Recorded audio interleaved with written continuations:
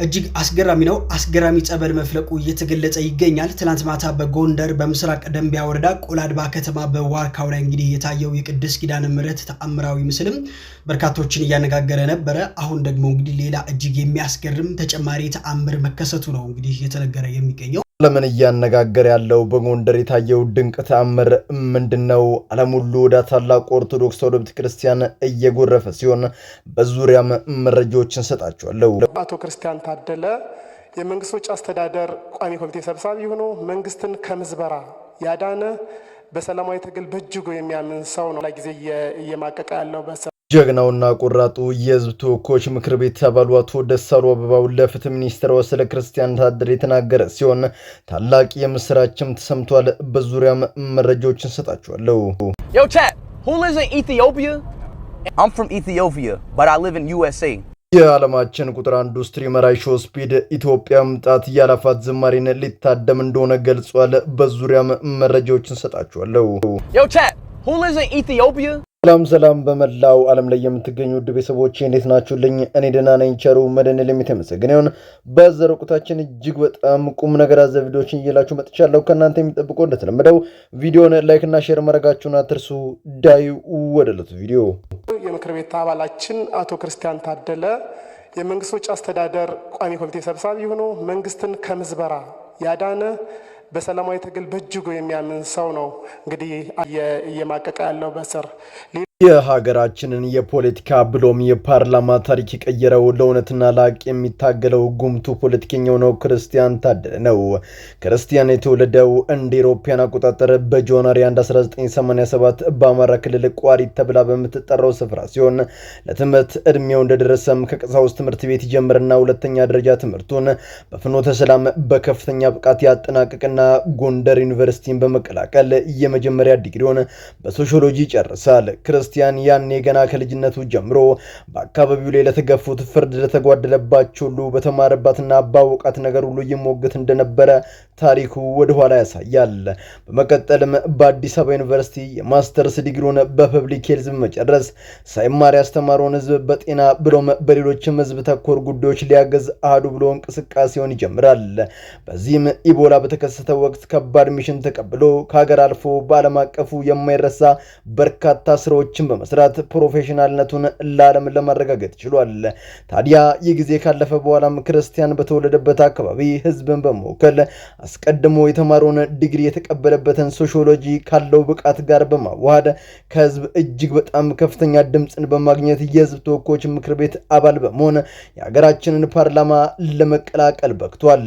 ጭብጨባንና ማንቀላፋት የሚበዛበትን የፓርላማ ታሪክ በሚናገራቸው ንግግሮቹ የተነሳ ሁሉንም ነገር የቀያየረ ፈርቀዳጅ የህዝብ አለኝታ ለመሆንም ቻለ። ገና ለመናገር አንደበቱን ሲያላቅቅ ጉልበታቸው የሚረድ ላብ የሚያጠምቃቸው ባለስልጣናትን መበራከት ጀመሩ። ክርስቲያን የህዝቡን ሮሮ ምንም ሳይደብቅ ሳይጨምር ሳይቀንስ በግልጽ ለምክር ቤቱ ያለ ፍርሃት ይናገራል። ታዲያ ያካሄዱ አላምር ያላቸው አንዳንዶች ሳይቀድም እንቅደም ይመስል ያለመከሰስ መብቱን በሴኮንዶች አንስተው ዘብጥያ እንዲወረወር አድርገውታል። ይኸው እሱ ያለ ፍርድ ታስሮ ከማቀቀ አመታቶችን አስቆጥሯል። ታዲያውን በተሰማው ዜና መንግስት አይደለም ክርስቲያንን ታሪካዊ ጠላት የሆነችው ኤርትራን ብሎም ኦነግን በርቀ ሰላም እንዲወርድ አድርጓል። ስለሆነም ክርስቲያን በዓልን በቤቱ ከቤተሰቡ ጋር እንዲያሳልፍ እየተሰራ ይገኛል። በርቱ ለማለት ፈልጋለሁ። እጅግ አስገራሚ ነው። አስገራሚ ጸበል መፍለቁ እየተገለጸ ይገኛል። ትናንት ማታ በጎንደር በምስራቅ ደንቢያ ወረዳ ቆላድባ ከተማ በዋርካው ላይ እንግዲህ የታየው የቅድስት ኪዳነ ምሕረት ተአምራዊ ምስልም በርካቶችን እያነጋገረ ነበረ። አሁን ደግሞ እንግዲህ ሌላ እጅግ የሚያስገርም ተጨማሪ ተአምር መከሰቱ ነው እንግዲህ እየተነገረ የሚገኘው። የኪዳነ ምሕረት ምስል በታየበት በዚያው ስፍራ እንግዲህ በአሁን ሰዓት አስደናቂ ጸበል መፍለቁም የአካባቢው ነዋሪዎች እየገለጹ ይገኛሉ። በጎንደር በምስራቅ ደንቢያ ወረዳ ቆላድባ ከተማ የታየው አስደናቂ ተአምር ኢትዮጵያን አልፎ መላው ዓለምን እያነጋገረ ይገኛል። ምንድነው የተፈጠረው? መረጃዎችን ልስጣችሁ። ታኅሳስ 2 ቀን 2018 ዓ.ም የምስራቅ ደንቢያ ቆላድባ ከተማ የከተማውን ብርት ቦታ ስትሆን በአንድ ግዙፍ ዋርካ ዛፍ ስር የቅድስት ኪዳነ ምሕረት ድንቅ ተአምራዊ ምስል መታየቱ ለጎንደር ነዋሪዎችን በሙሉ ያስደሰተ ዓለም ደግሞ እያነጋገረ ያለ ጉዳይ ሆኖ ብቅ ብሏል። ታዲያ ይህንን ክስተት ለየት ለየት የሚያደርገውና የብዙዎችንም ትኩረት እንዲስብ ያደርገው ቀደም ብሎ የተከሰተ ሁኔታ ነበር። በቆልዳባ ከተማ እየተከናወነ ባለው የኮሪደር ልማት ምክንያት በአስፓልቱ ዳር የሚገኘው የዋርካ እንዲቆረጥ ታቅዶ ነበር። ሆኖም ግን ስራው በቀን ተጀምሮ ለመቁረጥ ሙከራ ቢደረግም ለመቁረጫነት የሚያገለግሉ ቁሳቁሶች በተደጋጋሚ ጊዜ የተሰበሩ ስራውን ማከናወን አልተቻለም ነበር። ሰራተኞቹም አሎን ሲላቸው ተሰላችተውና ተዳክመው በሄዱበት ጥቂት ሰዓታት ልዩነት አመሻሽ ላይ በዋርካው አካል ላይ የኪዳነ ምሕረት ድንቅ ምስል ታይቷል። በአሁን ሰዓትም የከተማው ህዝብና በአካባቢው የወጡ ምዕመናን ቦታው ድረስ ተገኝተው ይህን ድንቅ ተአምር እየተመለከቱ ሲሆን ወዳጆቼ ለሰው የማይቻል ሁሉ ለቅድስት ድንግል ማርያም ልጅ ለኢየሱስ ክርስቶስ ይቻላል። ይህንን ድንቅ ምስክርነት ወዳጅ ለዘመዶ ሼር በማድረግ ለዓለም ህዝብ አሰራጩት። Yo chat, who lives in Ethiopia? This little ass kid got the nerve to say, I'm from Ethiopia, but I live in USA. የዓለማችን ቁጥር 1 ስትሪመር አይሾ ስፒድ ወደ ኢትዮጵያ መጥቶ ታላቁን ያላፋት የምስጋና ምሽት እንዲታደም በአገር አሜሪካን ከሚኖረው አንዱ ወዳጁ ጥሪ ቀረበለት።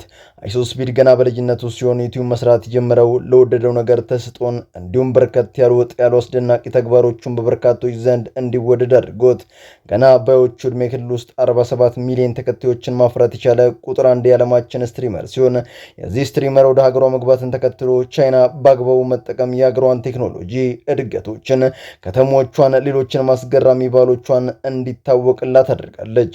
ታዲያ ስፒድ ከሰሞኑ አፍሪካ ቱር በማለት አስቀድሞ በአንጎላ በማስቀጠልም በሳውዝ አፍሪካ በርካታ ቅኝቶችን እያደረገ ሲሆን በቅርቡም ወደ ኢትዮጵያ ይመጣል ተብሎ ይጠበቃል። ታዲያ በአገር አሜሪካ በሚገኘው አንድ ወዳጁ በጻፈለት መልእክት መሰረት ባላፋት ታላቅ የምስጋና በዓል ላይ ተገኝቶ የኦርቶዶክሳኑን ጽኑ እምነት ያላቸውን ስርዓት ለዓለም ሕዝብ እንዲያሳይ የጠፉትም ሁሉ በቀጥተኛው መንገድ ኦርቶዶክስ እንዲመላለሱ እሱም በዚያ እንዲገኝ ጥያቄ ቀርቦለት እሺታውን አሳውቋል። ኦርቶዶክስ የሀገር ዋልታ፣ የሀገር ማገር፣ የትውልድ አለኝታ ናት።